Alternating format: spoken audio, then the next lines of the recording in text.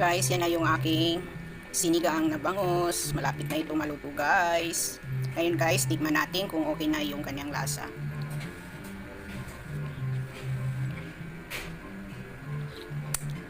Wow! Ang sarap na niya guys. Pero magdagdag ulit tayo ng patis kasi medyo matabang pa ng konti. Ayan.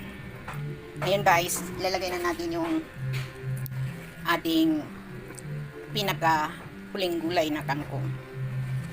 Okay, mapansin niyo na ang dami kong niluluto. Dahil guys, mayroon akong pinapakain talaga na tao dito guys. So, nagluluto na ako ng marami para sa amin at sa kanila. Ayan guys. So, takpan lang natin guys para kumulo yung ating sabaw at maluto yung ating kangkong. Ayan guys, kumulo ulit yung ating sabaw. Ngayon, halu-haluin natin dahan-dahan yung ating gulay na kangkong. Kasi baka masira yung ating isda. Guys, yung salitang dapat ay yun ang babanggitin ko. Hindi ko binabanggit guys kasi hindi daw yung pwedeng banggitin dahil kakaroon ka ng violation kapag madalas mong mabanggit yun. Kaya ang sinasabi ko na lang guys ay para hindi masisira yung ating isda.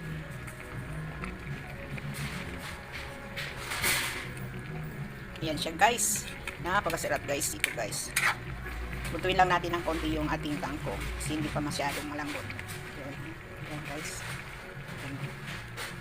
Napakasarap ito guys. Napakasarap ang kanyang sipaw. Tamang-tama sa panahon ngayon. Umulan at umaraw. Minsan umulan, minsan umaraw. So, ngayon medyo medyo mainit. Pero okay lang guys. Masarap naman din humigop ng sabaw kahit na mainit ang panahon. So, ayan guys. Ganun lang natin hanggang sa luto yan guys. Ayan guys, maraming salamat guys sa inyong panunood at sana'y hindi kayo magsawa sa panunood ng aking video.